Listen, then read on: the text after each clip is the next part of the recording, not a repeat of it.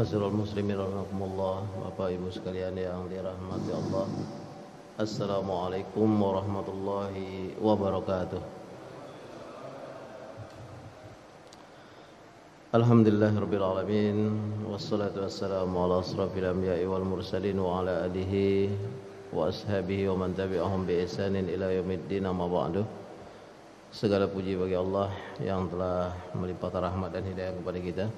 Dan alhamdulillah kita dalam keadaan sehat walafiat dan tak kurang satu apapun, dan kita bermohon pada Allah diberikan kekuatan untuk senantiasa mensyukuri nikmat yang telah diberikan kepada kita. Amin, amin ya rabbal alamin.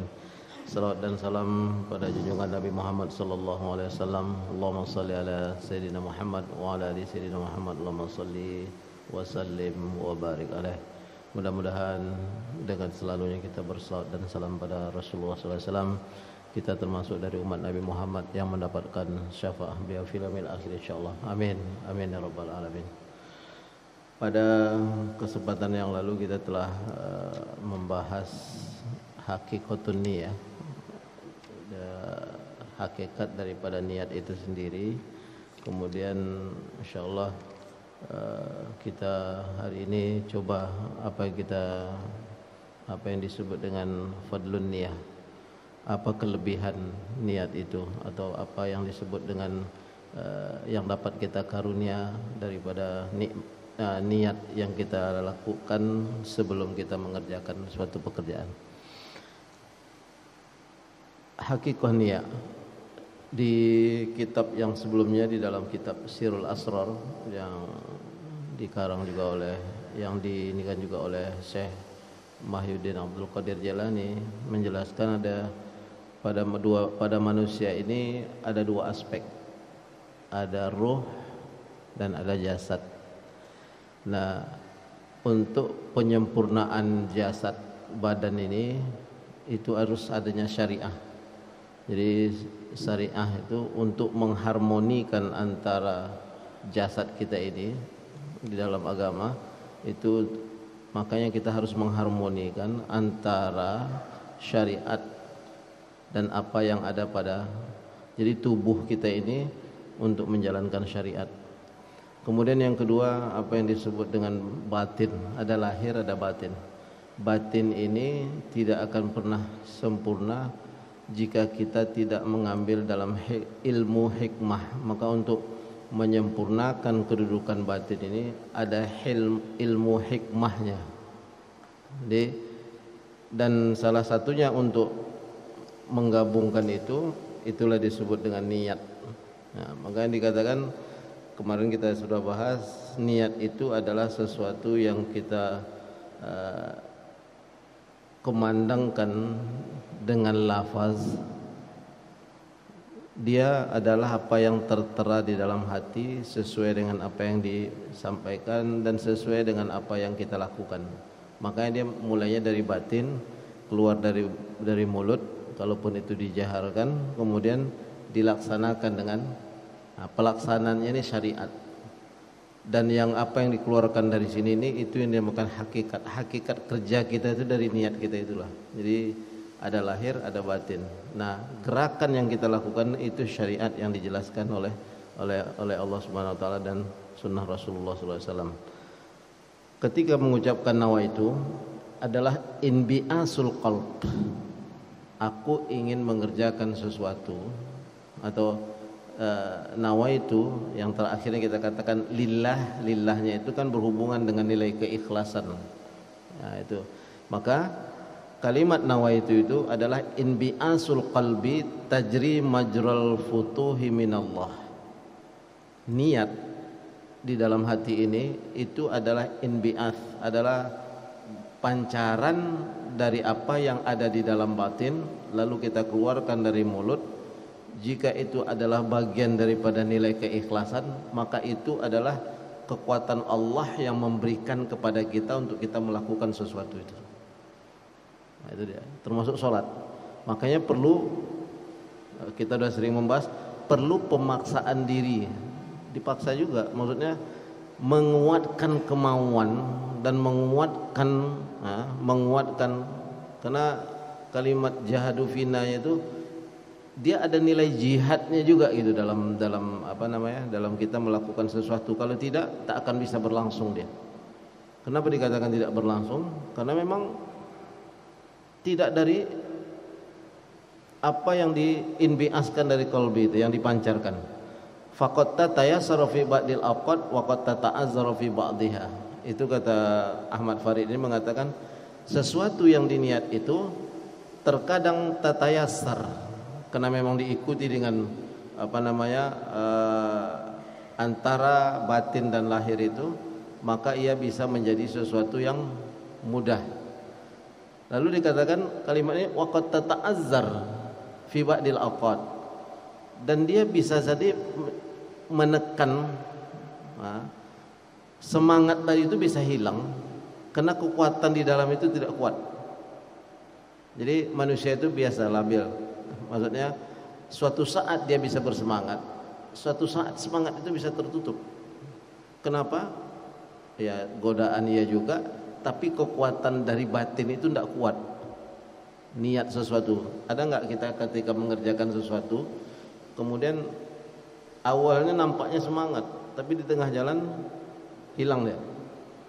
Kenapa? Karena aspek lahir dan batin itu tak menyatu antara ilmu hikmah dan apa yang diperbuatkan. Karena ilmu hikmah yang ada di batin dengan apa yang dijalankan secara syariatnya tidak menyatu, sehingga dia menjadi sesuatu yang tak kuat untuk melakukannya itu.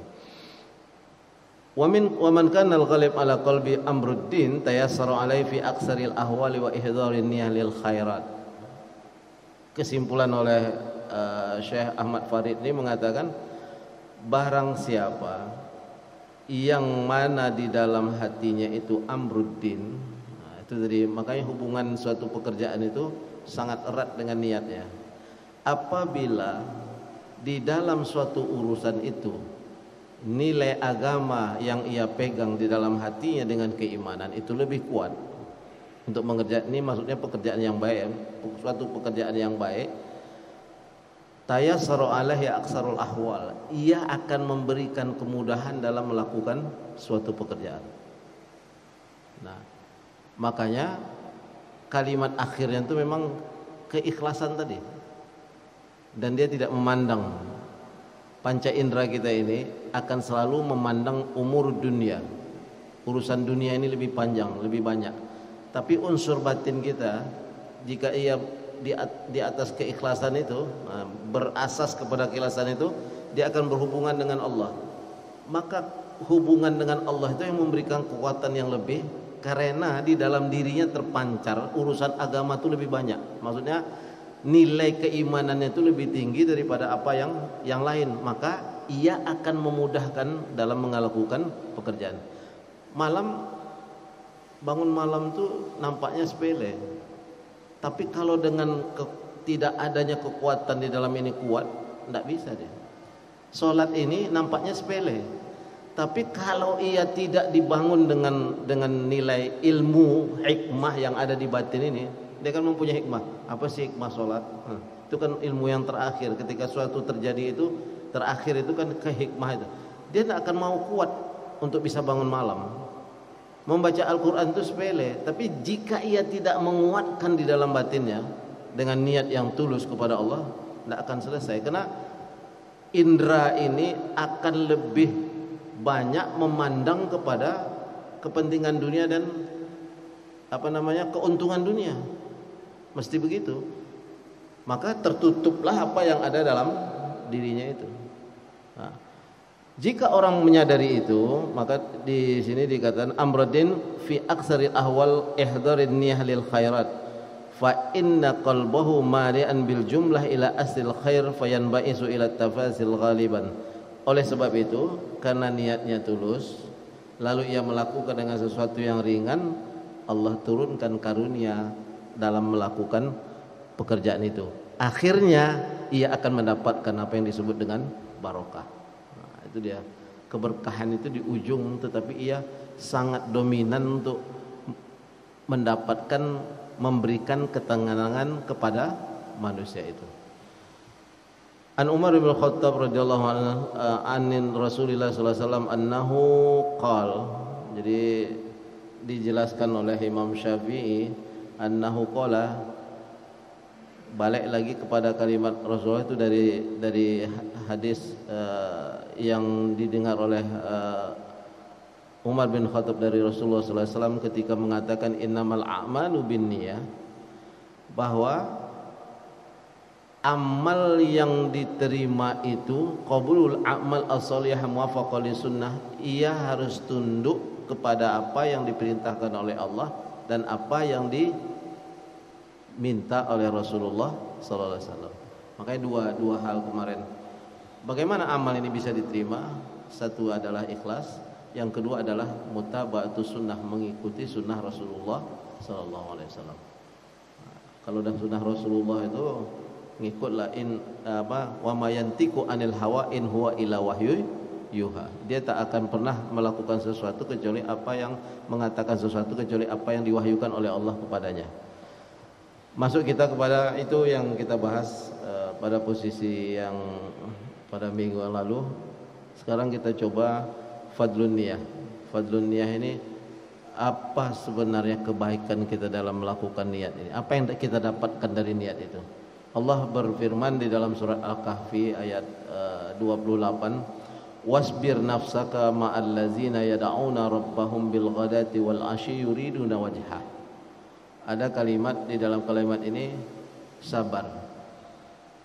Sabarkanlah jiwamu bersama orang-orang yang memohon kepada Allah, baik di pagi hari maupun di malam hari. Tapi ada kuncinya, yuriduna wajhah. Mereka itu hanya menginginkan keridhaan Allah.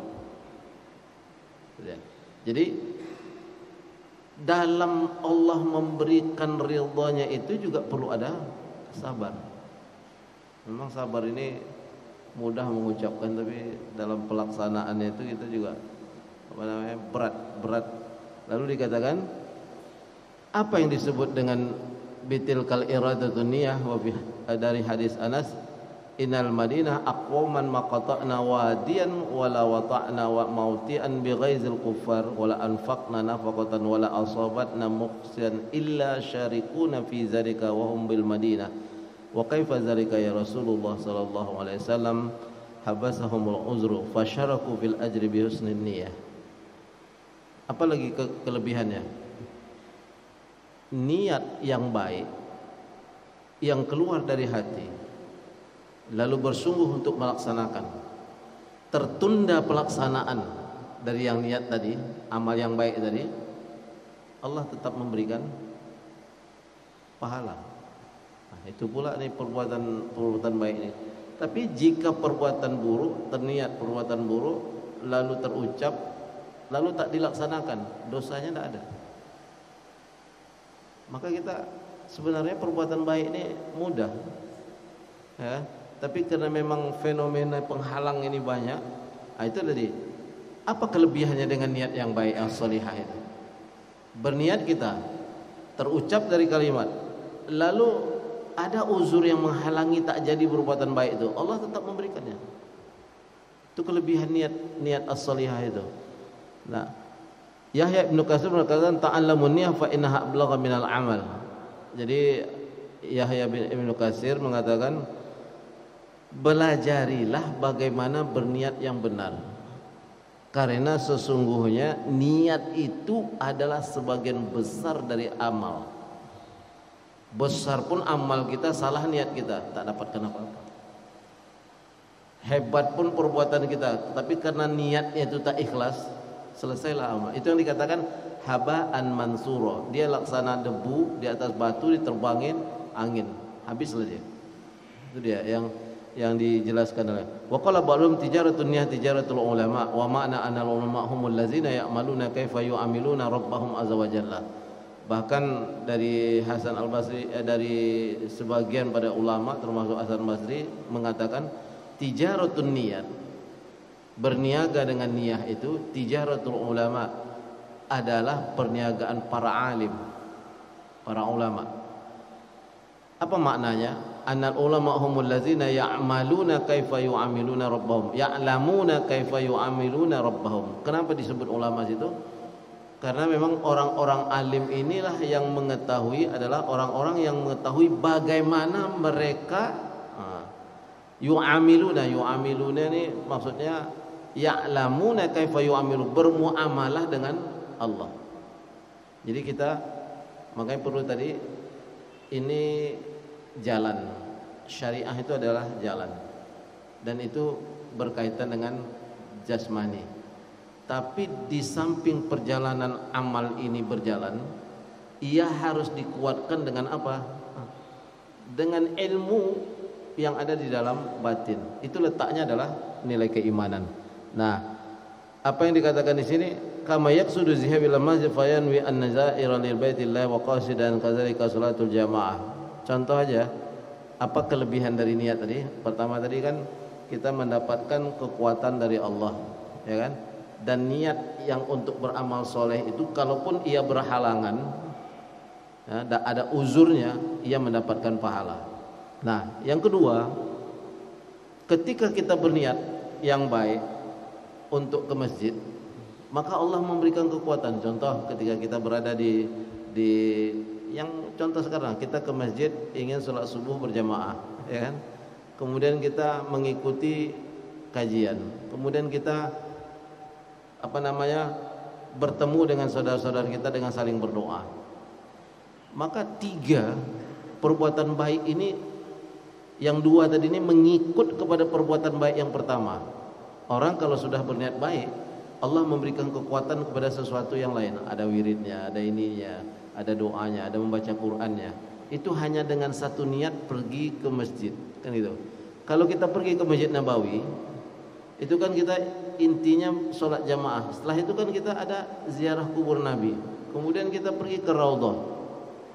Maksudnya, ketika kita berniat itu kepada Allah dengan keikhlasan, Allah memberikan kekuatan untuk amal-amal soleh yang lain. Itulah keuntungan niat itu. Jadi Allah memberikan kekuatan itu dan petunjuk kepada batin ini sehingga dilakukan oleh badan. Jadi memang kekuatan itu semuanya ada di dalam hati dan keimanan itu. Lalu di akhir pembahasan ini, amal mubahas fama min syai'in minha illa wa yahtamilu niyatin aw niyatun yusiru biha min amahasinil qurbat kama qala ba'dhum inni la ahtasibu naumati kama ahtasibu qaumati wa nasaha ba'dhum faqala la ta'lamana amalan illa biniyah. Dalam kalimat ini, orang yang mempunyai niat baik itulah nanti yang akan bangun dan tidurnya itu sama nanti artinya. Kenapa orang yang tidur itu bisa mendapatkan pahala? Karena niatnya memang, nah itu tadi, niatnya karena untuk mengumpulkan kekuatan, bangun malam, kemudian meminta kepada Allah, meminta kepada Allah jalan yang benar. Maka dikatakan inilah ahtasibu naumati. Sesungguhnya orang-orang yang cerdas itu adalah orang-orang yang sama kebaikan yang ia dapat, baik dia dalam keadaan tidur ataupun dia dalam keadaan bangun. Jadi kalau dalam tidur itu niatnya benar, maka tidur itu menjadi ibadah. Tidur menjadi ibadah. Tapi kalaupun dia bangun kemudian dia tidak benar, bangunnya itu pun tidak akan menjadi ibadah. Jadi kata ini, sebagian ulama ini mengatakan, sesungguhnya aku ingin untuk menjadikan tidur dan aku dalam keadaan bangun ini sebagai bagian ibadah kepada Allah. Itu tergantung semuanya kepada niat awal yang ia lakukan. Fa yumkinu lil amri ay yastahdiru niyatin shalihah fi mubahatihi fatasbu bizalika qurubat fatatayyibu biasalan in qasada bihi talazzud wa tana'um fa huwa mubah wa in nawa bihi ittiba'u sunnah Rasulullah sallallahu alaihi wasallam fa huwa qurbah. Jadi ada yang simpel lagi. Dikatakan fa yumkinu lil abdi ay yastahdir niyatun shalihah. Bagi seorang hamba itu perlu menghadirkan niat yang shalihah di dalam hal-hal yang sifatnya juga mubah. Lihat, kita memakai minyak wangi itu, ya kan, untuk pergi ke masjid, itu mubah saja. Lihat, dia dikatakan ini contohnya lah, fatatayub masalan in qasada bihi talazud, jika ia memakai minyak wangi itu dan dia lakukan itu, ini dikatakan qasdun, bersengaja untuk menikmati bau hawanya yang baik, atau maksudnya mencium sesuatu yang harum, ia mubah saja. Tapi jika ia meniatkan sesuatu itu untuk mengikuti sunnah, maka ia dikatakan dalam kalimatnya, ia akan menambahkan itu kedekatan dirinya kepada Allah. Jadi tergantung niat tadi. Ini kan memakai minyak wangi itu kan sesuatu yang mubah. Jika kita niatkan untuk mendapatkan sebagai sesuatu yang harum saja, kita nikmati keharumannya itu, dia sesuatu yang mubah saja. Tapi jika jika memakai wangi-wangian itu diniatkan kena mengikut Nabi, maka dapat dua, harumnya dapat, ya kan? Ya, kenikmatan keharuman itu dapat, dan pahala mengikuti Nabi-nya juga mendapatkan. Nah, jadi dia akan menjadikan kurbah dan sunnah, ya kan? Nah, itu dia. Jadi cuma kalau niatnya yang salah, ya dia salah juga nanti, gitu. Wa inna wa man bihi tabi'an nabi, ia akan menjadi kurbah jika sesuatu itu diniatkan untuk mengikuti apa yang dilakukan oleh Nabi. Nah, ia akan menjadi apa? Menjadi sesuatu pendekatan diri kepada Allah. Jadi sesuatu yang mubah pun jika diniatkan untuk mengikuti, maka ia akan menjadi sesuatu yang sunnah dan kurbah. Kurbah itu pendekatan kepada Allah. Kemudian wa in nawa bihi ta'addud ila qulubun nisa al-istinabat wa tafakhur wa takasur fa hadza yaj'alu tatayyub ma'siyah fa idzan al-mubah bin niyyah as-salihah yartafi ila qurbah wa bin niyyah al-fasidah yasbahu ma'siyah. Nah, bedanya apa? Itu tadi ya. Kalau niatnya hanya untuk mendapatkan sesuatu yang wangi, mubah saja. Tapi ketika ia diniatkan untuk mengikuti Rasulullah SAW, ia akan menjadi sesuatu yang pendekatan diri pada Allah dan mengikuti ittiba Rasul. Nah, kemudian sebaliknya, apabila niat wangi-wangian itu untuk menarik orang lain dan mendapatkan sanjungan, maka tatayyub itu, memakai tadi itu, parfum tadi itu, menjadi maksiat. Itu menjadi maksiat ya. Terutama di sini dijelaskan kepada kaum hawa, kepada ibu-ibu dan para wanita, memakai itu untuk memanggil daya tarik. Dia sebenarnya tidak ada bedanya laki-laki perempuan. Jika dia memakai itu untuk menambah daya tarik, nah kan maksiat gitu. Dia akan mendapatkan sesuatu yang menjadi maksiat. Jadi ini namanya apa? Niyatun fasidah. Niatnya sudah rusak, karena bukan lagi untuk sesuatu yang mendekatkan diri pada Allah. Itu kalimatnya, bahwa Islam itu ada jasmani, ada rohani, ada yang gaib, ada yang zahir, ya kan? Jadi ada yang batin, ada yang pada posisinya. Semua itu akan bermula dari apa yang diniatkan di dalam batin. Dan yang tahu tentang itu adalah Allah Subhanahu wa taala. Kita enggak bisa tahu. Kadang kita hanya melihat, wah ini orang, kadang kan kita banyak salah sangka juga. Ini orang kok kasar, bicaranya kok keras. Tapi kena dia lurus, ya kan? Akhirnya kita katakan, wah ini bicaranya saja nih agak keras, tapi hatinya baik setelah kita bergaul dengan dia. Kan banyak juga kita salah perkiraan. Nampak orang ini gerak-geriknya mencurigai, tapi rupanya setelah kita, oh dia membantu juga dalam jemaah kita. Maksudnya gerak-geriknya itu membantu mengawasi kalau ada yang mengganggu. Kadang-kadang kan apa yang dipandang oleh panca indera ini tak sepenuhnya benar. Yang paling mudah ya, kalau Wahbah Zuhaili mengatakan, kita tidak cukup harus percaya dengan panca indera saja, kita harus teliti juga. Kenapa? Melihat satu satu batang yang lurus atau pensil yang lurus atau pena yang lurus kita masukkan di dalam gelas yang ada air, pandangan mata itu dia akan bengkok. Tapi karena kita punya pengetahuan di situ, kita katakan itu tidak bengkok karena pandangan mata saja. Jalan yang panas di tengah panas terik, aspal itulah, dari jauh kita akan melihat air, tapi sesungguhnya tak ada. Kenapa? Karena kita mempunyai ilmu. Kenapa orang-orang yang dekat kepada Allah ini banyak mengetahui sesuatu yang tersimpan? Karena Allah bukakan mata hatinya itu dengan cahaya Allah sehingga ia bisa menatap. Itu sih. Maksudnya dia bisa menatap. Ini karena Allah yang memberikan. Allah memberikan sesuatu. Kenapa orang mukmin ini ditakutin? Karena ada firasat. Itu sih. Ittaqu firasatul mu'min fa inna laysa bainahu. Sesungguhnya takutlah kamu, sebenarnya bukan takut, hati-hatilah kamu dengan firasatnya seorang mukmin, karena firasat mukmin itu adalah cahaya Allah yang diberikan kepadanya melihat kepada sesuatu masalah. Nah, kedekatan seseorang dengan Allah itu Allah berikan mata batinnya ini hidup. Jadi sebelum melakukan sesuatu Allah kasihkan. Kenapa kita harus sholat istikharah untuk memilih sesuatu yang, karena kita meminta mata batin kita ini bergabung dengan apa yang dikehendaki oleh Allah. Kan itu. Nah, salat istikharahnya kan kadang-kadang sering salah juga. Dah ada pilihan dia salat istikharah juga ya nggak bisa. Salat istikharah memang bingung memilih antara dua ini. Tapi kalau udah ada kecenderungan kepada satu kemudian dia istikharah ya hasilnya pasti itu juga gitu. Bukan istikharah lagi namanya.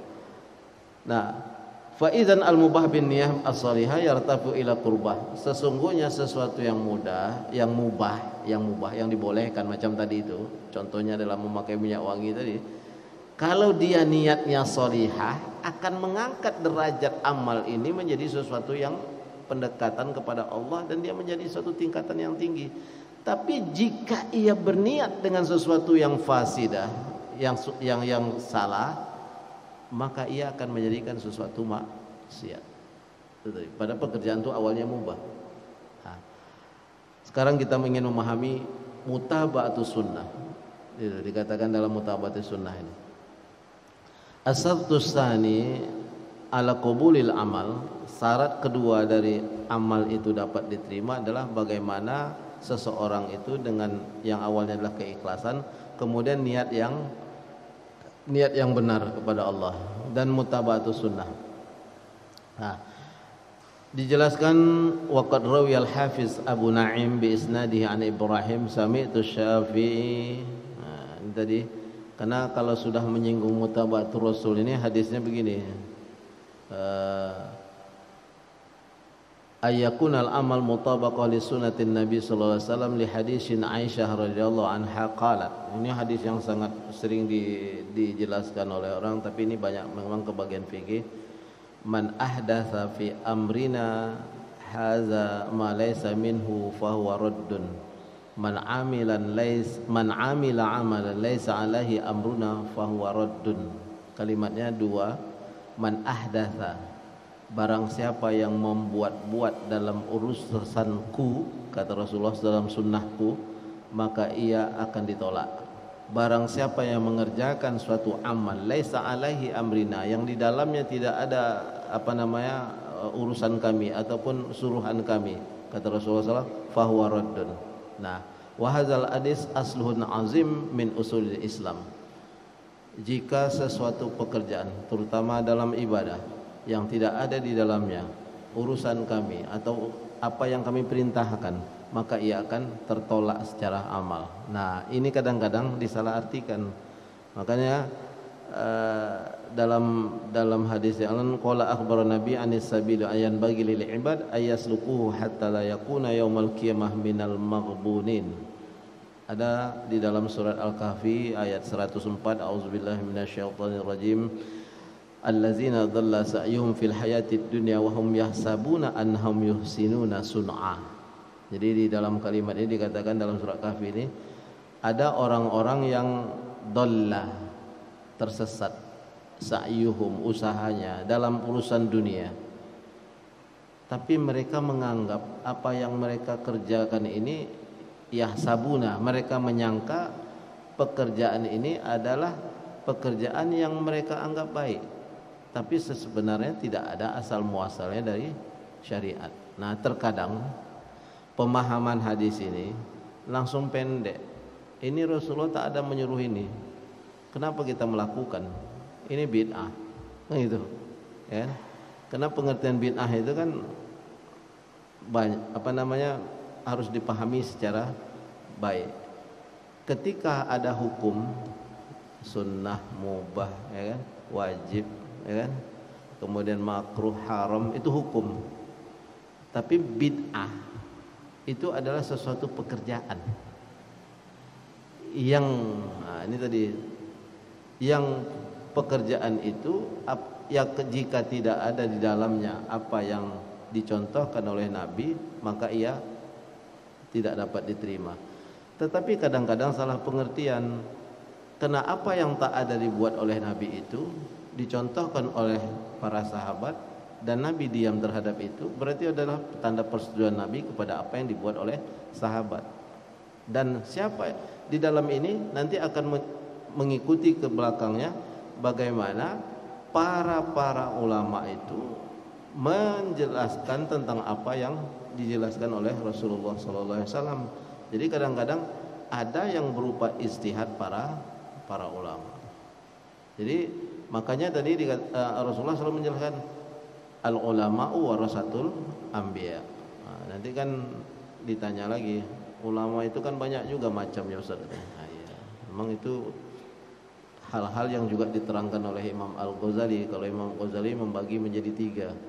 Ada alim, memang istiqomah di jalan Allah. Dan biasanya orang yang istiqomah ini banyak fenomena penghalangnya. Imam Syafi'i sendiri pernah dipenjara. Itu. Jadi halangan itu banyak kalau orang istiqomah. Kemudian yang kedua, ulama su'. Dia alim, tapi kealiman itu untuk menyesatkan orang, su' dia. Yang penting dia mendapatkan dunia ini. Ada lagi yang bagian ketiga, ulama sultan. Ulama sultan tuh dia alim, tapi fatwanya sesuai dengan apa yang dimaui oleh kekuasaan. Jadi kalau Imam Ghazali membagi 3 itu, satu inilah yang dapat hidayah Allah, yang istiqomah. Ada ulama yang baik, itu yang istiqomah tadi. Ada ulama yang memang dia alim, tapi memang pekerjaannya buruk saja. Alim, tapi membawa orang kepada sesuatu yang tak baik saja. Yang ketiga, ulama sultan, ulama kekuasaan. Maksudnya apa yang dijelaskan oleh kekuasaan itu aja yang diperhatikan. Penting dia mendapatkan fasilitas. Kan itu. Ini satu cuma yang perlu kita tiru gitu. Nah, kalimat itu dijelaskan dalam hadis yang dari Al-Arbad bin Sariyah, fa innahum may ya'ishu minkum fasayara ikhtilafan katsirah. Dikatakan barang siapa yang hidup di antara kalian wahai umatku, kata Rasulullah, di akhir nanti, Rasulullah, ada zaman Rasulullah, ada zaman sahabat, ada zaman tabi'in. Perpanjangan hidup ini dijelaskan oleh Al-Arbad bin Sariyah, fa innahu ya'ishu minkum, apabila di antara kalian itu hidup di saat itu akan melihat ikhtilafan katsiran. Itu yang kita, mungkin zaman kita ini udah termasuk itu. Ada ikhtilafan katsiran, ada perselisihan yang banyak. Ya kan? Sekarang kan udah mulai pula dipertentangkan antara, kalau kalian memang mengikuti mazhab Syafi'i dalam fikih, kenapa tak ngikut mazhab Syafi'i juga dalam akidah? Nah, ini banyak seperti itu. Kenapa kalian mengikut Asy'ari? Ini pertanyaannya nampaknya kecil tapi mempunyai dampak, membuat keraguan kepada orang-orang yang selama ini dengan mazhab Syafi'i Asia Tenggara kan gitu. Walaupun mungkin kita tak tahu detail, ya kan, dari kecil, Lalu dikatakan, kenapa mengikut Asy'ari akidah? Sementara Asy'ari itu datang kemudian, Syafi'i ini duluan. Kalian mazhab Syafi'i tapi akidah tak ngikut. Sebenarnya apa yang dibawa oleh Imam Syafi'i secara akidah itu juga yang dibawa oleh Imam Asy'ari. Tapi kan duluan Syafi'i katanya kan gitu. Kenapa kepada Asy'ari akidah dengan sifat 20? Itu kan sekarang lagi marak juga pertanyaan. Sebenarnya Imam Syafi'i itu memang banyak buku-bukunya menerangkan masalah fikih. Jadi ke dalam akidah ini kurang di Asy'ari, karena para imam-imam dan ulama-ulama itu mengikuti kepada ini, maka semuanya mengikut itu. Nah, itu yang dikatakan dalam kalimat ini bahwa fahaza ihbarun minhu bima waqa'a fi ummati ba'dahu min kasratil ikhtilaf. Hadis ini menjelaskan bahwa nanti akan banyak perselisihan, perbedaan pendapat. Fa'alaikum bisunnati, kalian harus mengikuti sunnahku, kata Rasulullah SAW. Kemudian wa sunnatul khulafa ar-rasyidin, dan sunnah para khalifah ar-rasyidin. Rasyid itu yang mendapatkan petunjuk Allah. Al-mahdiyin, yang mendapatkan petunjuk juga. Min ba'di adwan hala bin nawajid wa iyyakum wa ini yang kalimat akhirnya, wa iyyakum, hati-hati kalian dengan muhdatsatul umur, dengan sesuatu yang baru dalam perkara. Fa inna kullu bid'atin dhalalah, fa innahu bid'ah, fa inna kullu bid'atin dhalalah. Ini yang sering dibicarakan. Nah, maka dijelaskan juga di dalam kalimat ini, wa qala Ibnu Rajab rahimahullah, wa muradu Syafi'i radhiyallahu anhu anna aslil bid'ah al-mazmumah ma laysa lahu aslun fi syar'i tarji'u ilahi wa hiya bid'ah itlaqu fi itlaqi syar'i wa amal bid'ah mahmudah fama wafaqa sunnah yakni makana lahu aslun min sunnah yarji'u ilahi wa inna ma hiya bid'atun lughatan la syar'an al-muwafaqatuhu li sunnah. Ini dalam kalimat ini katakan Ibnu Rajab rahimahullah mengatakan bahwa Imam Syafi'i membaginya menjadi dua. Dikatakan dalam kalimat ini anna aslul bid'ah al-mazmumah, bid'ah yang tidak terpuji. Jadi yang dikatakan dolalah itu malaisa lahu aslun fi syar'i tarji'u ilahi. Tak ada asal daripada syariat ataupun untuk balik kepadanya. Ini adalah fi itlaqi syari wa fi itlaqi, yang tidak ada dasar sama sekali dan tidak ada ijtihad para ulama di dalamnya. Nah, itu dia. Kemudian sedangkan al-bin al-mahmudah fa ma wafaqa sunnah yakni makana lahu aslun minas sunnah yarji'u ilaih. Ia adalah sesuatu yang apabila ada dibalikkan ada dasar kepada sunnah ataupun ada ijtihad para ulama di situ. Jadi tidak semata-mata ini tidak ada di zaman Rasul, ini yang melakukan seperti tidak ada di zaman Rasul, langsung ini dhalalah, ini sesat. Tidak seperti itu juga. Jadi makanya tadi bid'ah itu adalah suatu perbuatan yang dibuat tidak ada di zaman Rasul, tetapi jika dihubungkan dengan ijtihad para ulama mempunyai dasar yang kuat untuk melakukan itu. Ini memang bagian daripada fikih yang bisa nanti diterangkan di hari Senin malam ya kalau nggak salah sini. Ustaz kita. Nah, kemudian dalam riwayat lain dikatakan wa fi hazil azman allati ba'dal ahdi fiha bi ulumi salaf yata'ayyanu dabtun ma naqala anhum min zalika kullu yatamazad wa qasaha an Ibnu Mas'ud qala innakum qad asbahtumul yawman 'alal fitrah wa innakum satuhaddisuna wa yahdusuna lakum fa iza ra'aytum muhdatsatun fa 'alaikum bil ahdil awwal. Wa Ibnu Mas'ud qala hadza fi zamanil khulafa ar-rasyidin. Jadi Ibnu Mas'ud pernah mengatakan begini, innakum qad asbahtumul yawman 'alal fitrah. Kita hidup ini berada dalam fitrah yang telah diberikan oleh Allah kepada kita. Nah, sesuatu yang dilakukan bertentangan dengan apa yang dibawa oleh Rasulullah SAW, dia tidak akan membawa ketenangan. Itu dia. Jadi pekerjaan itu dari niat lalu dilakukan dengan badan. Jika pekerjaan itu bertentangan, maka dia tidak akan membawa kepada ketenangan. Itu dijelaskan oleh Ibnu Rajab.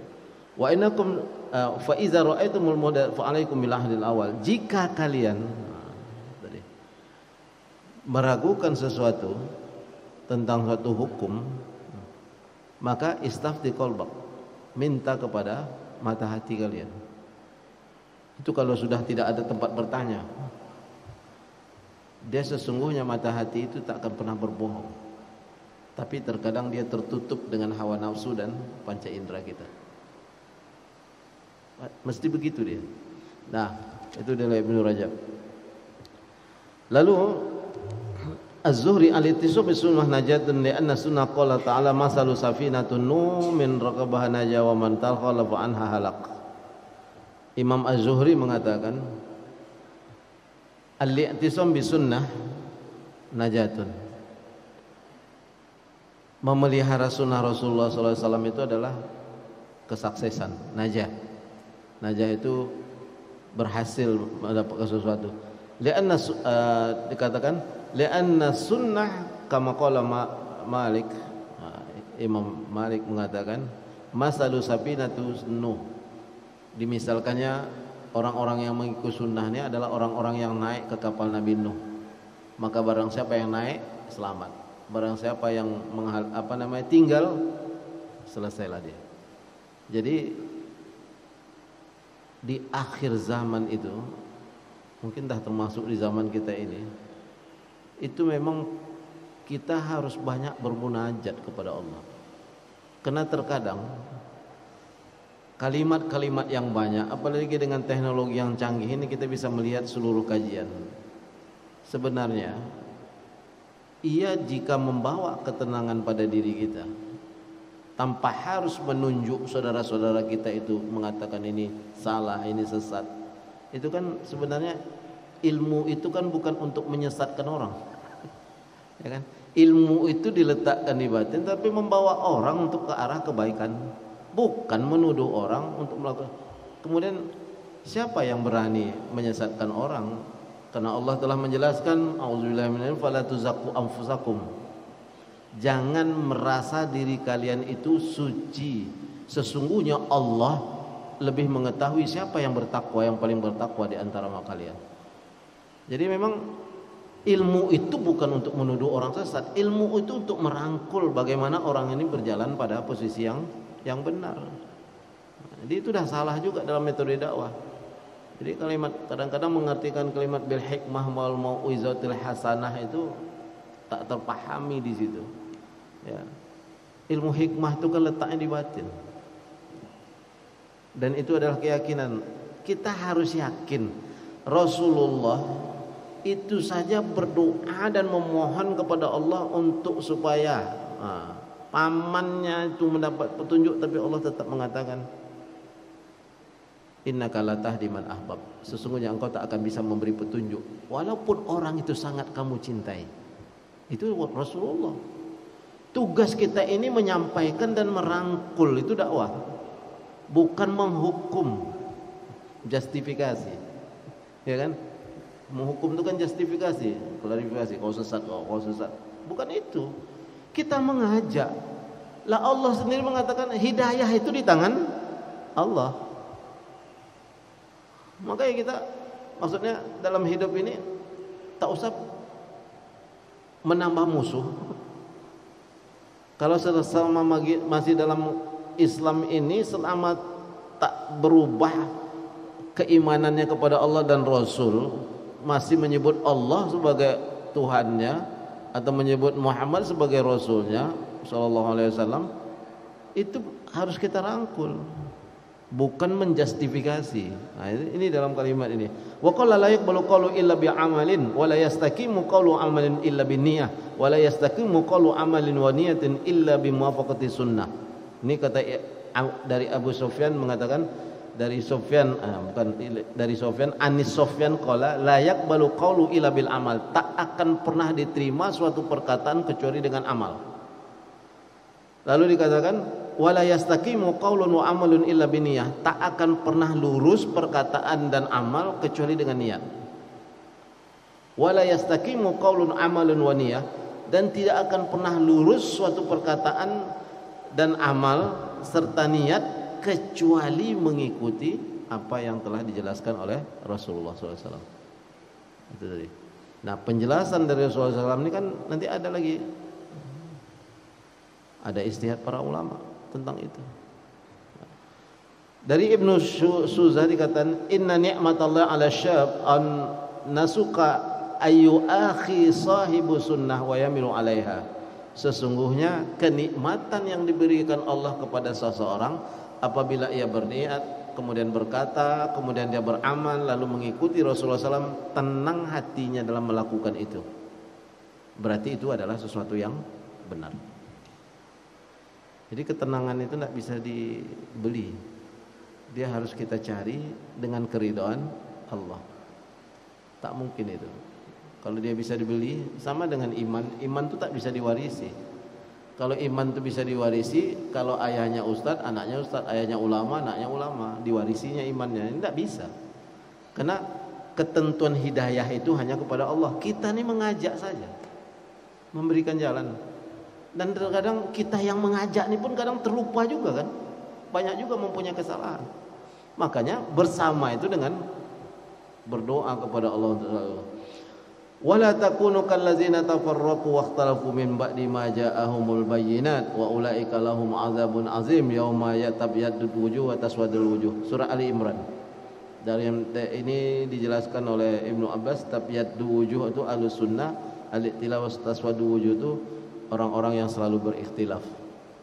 Maka wala takunu kallazina tafarru, janganlah kalian wahai orang-orang mukmin ini berpisah-pisah, berselisih-selisih seperti orang-orang sebelum kamu yang apabila datang ketentuan Allah dengan kebenaran lalu kalian Ahlul kitab itu kan gitu dulu. Awalnya bagus, tapi karena dalam perjalanan itu suatu hari begini. Orang Yahudi ini pernah bertanya kepada Rasulullah, "Ya Muhammad, kenapa dalam hukum Islam itu perzinahan ini perlu dirajam?" Lalu dikatakan oleh Rasulullah, tidakkah itu ada dalam kitab kalian? Jadi orang-orang Yahudi itu dulu, mana yang hukum itu kena kepada kelakuannya, disembunyikannya isinya. Mana yang enak kepada dia, dipakainya. Jadi di dalam Al-Quran juga, dalam suratnya kan, apakah kalian beriman dengan sebagian yang ada dalam hukum dalam Al-Quran itu, lalu meninggalkan suatu hukum yang lain? Jadi hukum perzinahan itu pun dalam agama Yahudi itu dirajam, ada hukumnya. Tapi karena memang mereka melakukan itu lalu mereka bertanya kepada Rasulullah, yang tentang hukum itu disembunyikan. Dan itu pun watak-watak itu sampai akhir zaman pasti ada. Ketika hukum itu tepat kepada dia disembunyikan, tapi ketika hukum itu tepat pada orang lain dia keluarkan. Itu kerja Yahudi.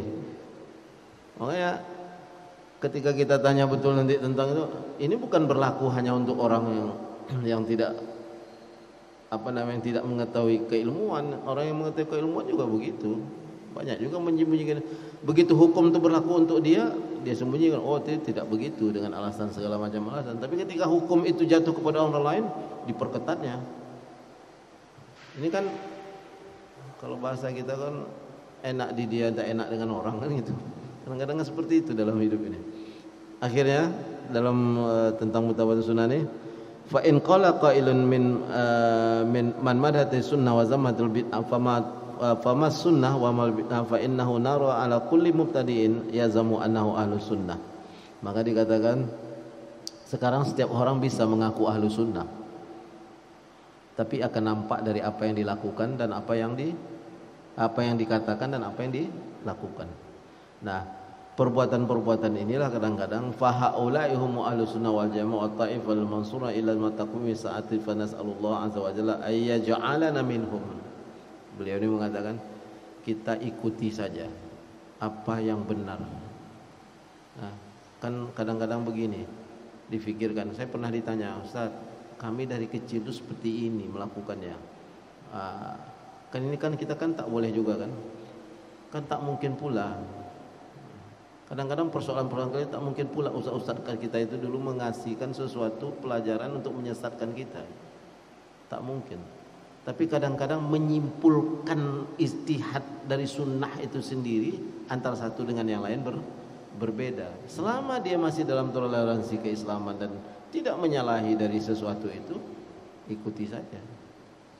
Kenapa harus mempertentangkan itu sehingga hati satu sama lain itu berpecah dia?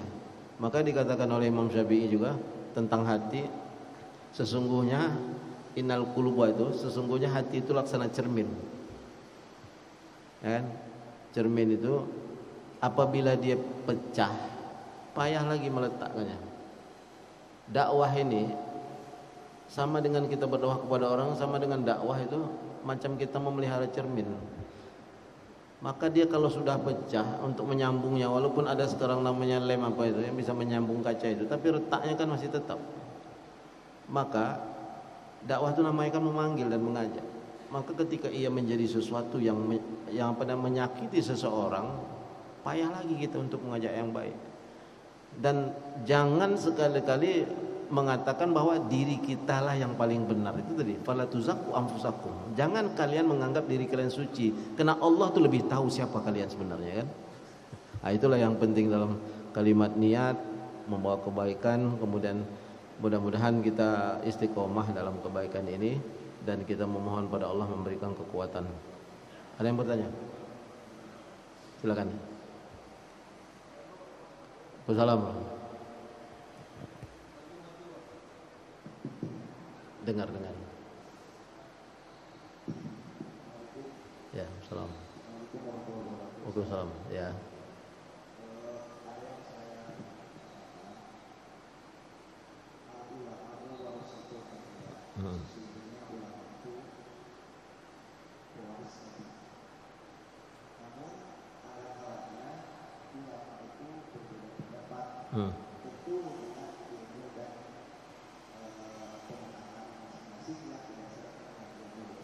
Hmm. Tetapi di hadapan umat kadang umat tidak tahu karena ini tidak karena kan menimbulkan perpecahan. Apalagi yang kalau itu masalah tidak ini kadang tidak berkaitan dengan ibadah. Ulama aja begini. Namun penjelasan bagaimana sedangkan kita harus berbuat bersatu.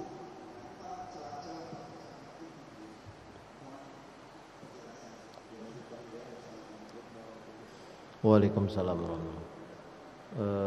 Pertanyaannya singkat ya. Menjawabnya memang agak berat juga. Dikatakan zaman ini dari hadis Rasulullah SAW itu mengatakan bahwa para ulama ini mewarisi ilmu para nabi. Jangankan di zaman kita, tadi saya katakan tadi, jangankan di zaman kita, Imam Al-Ghazali saya sudah membagi ulama itu menjadi 3. Ya. Tadi ulama su, ulama sultan, ulama mustaqim. Ya kan, ada yang su jahat. Jadi namanya aja ulama jahat. Jadi fatwa-fatwa itu menyesatkan orang aja gitu kan. Kemudian yang kedua istiqomah, ulama istiqomah. Ini yang pertama istiqomah, kemudian ada yang su, yang memang jahat. Maksudnya su jahat di sini ini seolah-olah ya kepentingan pribadinya lebih banyak daripada. Kemudian yang terakhir itu sultan, yang kuat, dekat dengan kekuasaan.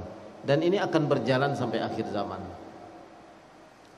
Makanya untuk mengetahui seseorang itu pertama perlu juga mengunjungi rumahnya. Apa yang dibuat di rumah. Kedua, kan itu dikatakan oleh Umar bin Khattab, bahwa berjalan akan tahu kita orang ini siapa. Bahwa berjalan, dalam perjalanan itu akan nampak. Yang terakhir titip amanah, terutama memang tentang dunia ini, entah nitip kekuasaan, entah nitip, tapi lebih fokus itu menitip harta dunia ini. Amanah apa enggak? 3 itu kan, 3 itu.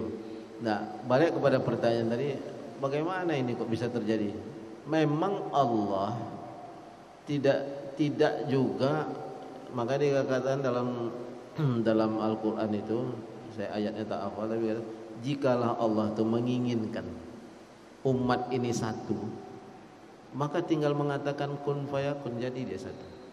Tapi Allah tidak menginginkan itu agar apa?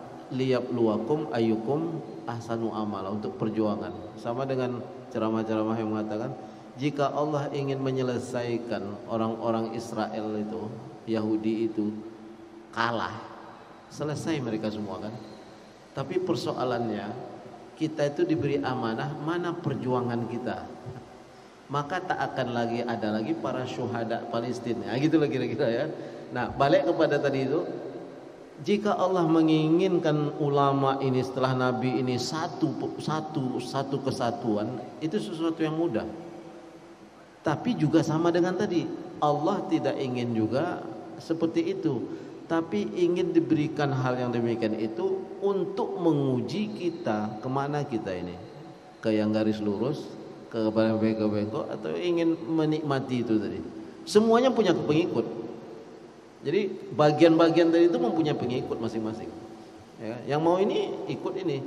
Tapi sampai disitulah. Makanya kemarin bagaimana cara kita ikuti apa yang, dan memang yang paling mudah itu istafti qalbak, di mana ketenangan hati kita itu. Jangan kita tipu. Karena kadang-kadang kan kita ini kan kena kesalnya ditanya orang, padahal itu sudah salah. Tapi kita membangkang lagi kan, karena kita tidak mengikuti. Kita dah tahu kita salah dan kita akui kalimat orang itu benar, tapi karena ingin menjaga kegengsian tadi kita tak mau mengakui kan. Nah, itu yang payah. Jadi apa yang dilakukan tadi itu, bagaimana? Makanya itu tadi katakan di akhir zaman tuh, di zaman itu aja ada, apalagi di akhir zamannya akan terjadi hal-hal yang seperti itu. Makanya biasanya amal kita keseharian dan kedekatan kita kepada Allah itulah yang akan membawa kita untuk memilih sesuatu yang benar. Jadi semuanya itu, dunia ini kalau diikuti dia akan begitu saja. Tapi begitu kita, kenapa kita harus banyak melakukan, karena dia kan hati-hatilah kamu, Rasulullah menyampaikan, kepada sesuatu yang memutuskan kesenangan dunia. Apa yang memutuskan kesenangan dia itu? Al-maut, kematian. Nah, dengan kita melakukan ziarah kubur kita akan tahu posisi kita. Kita ingin yang benar atau yang salah, kan gitu. Jadi pada umumnya, pada hakikatnya gini, kedekatan kita kepada Allah lah yang akan memberikan ketenangan di dalam hati kita dan memberikan cahaya untuk kita bisa memilih yang benar.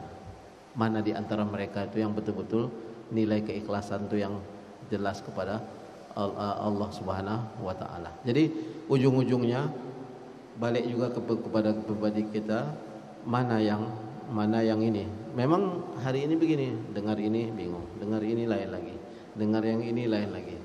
Tapi sesungguhnya Allah akan meletakkan cahaya di hati orang yang dekat kepadanya dan memilih sesuatu yang benar. Bermunajat pada Allah.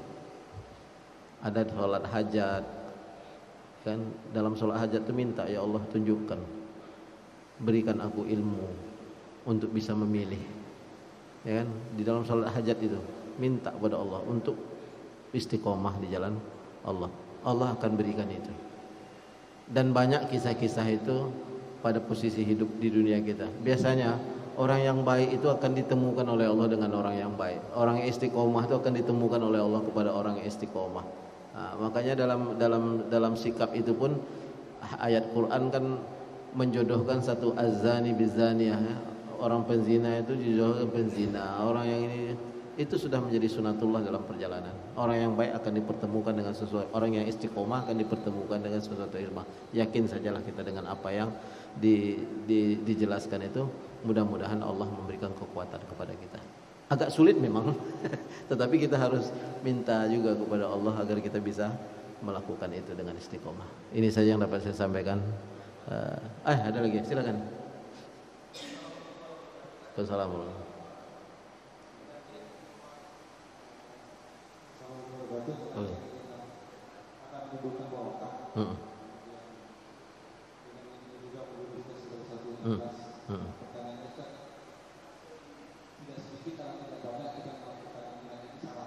Memang tujuan kita ke sana, tapi di awal itu sudah melakukan yang gitu kan? Atau itu dikoreksi? Nah, pertanyaannya, apakah cukup dengan astagfirullah saja yang itu lurus, atau harus punya tunang lagi ketika kita melakukan satu norm? saya sendiri mau ikut transisi ini, itu namanya ini. Tapi setan itu lebih tinggi, diganggu. Kamu berkumpul mulai sama kawan-kawan. sahabat-sahabat soleh. Nah, niatnya betul dia. Tapi yang pertama, kedua itu mesti masalah niatnya. Nah, sementara kita sudah dulu dalam kondisi. Nah, kemudian apakah itu masalah rasanya dulu atau apa kita berjalan lagi? Mungkin sesuatu yang berbeda. Ya, Waalaikumsalam. Pertanyaannya, niat awalnya ini kemudian di tengah jalan terganggu, kan gitu? Apakah cukup kita dengan mengucapkan istighfar saja untuk meluruskan niat tadi? Makanya di kitab Imam Ghazali dijelaskan juga ada namanya tajdidun niyah. Tajdidun niyah itu memperbaharui niat. Itu dikatakan, sebagian mengatakan wajib. Jadi kita melakukan sesuatu itu mesti ada halangan.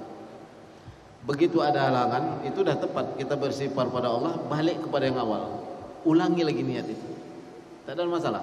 Jadi memperbaharui niat itu adalah setengah juga dari pekerjaan itu.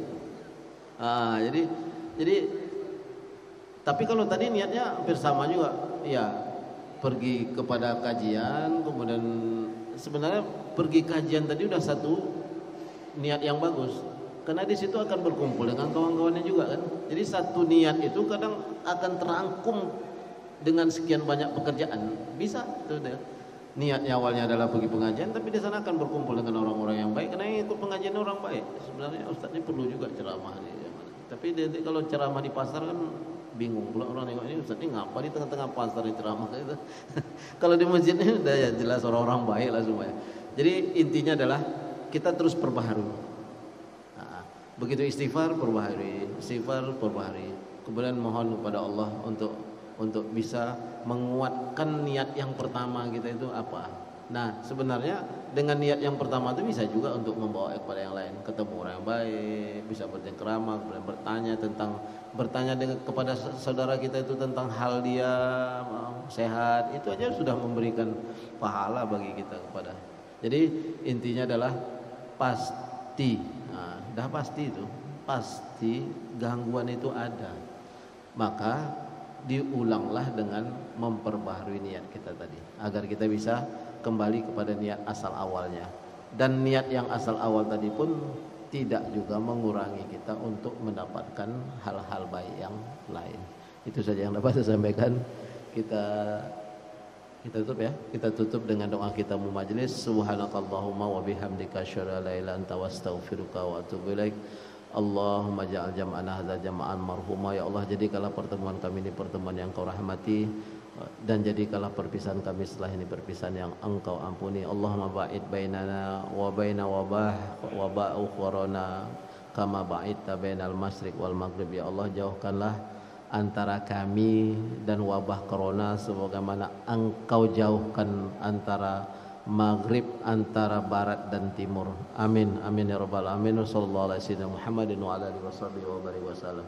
Lebih kurang mohon maaf, wabillahi taufiq. Assalamualaikum warahmatullahi wabarakatuh.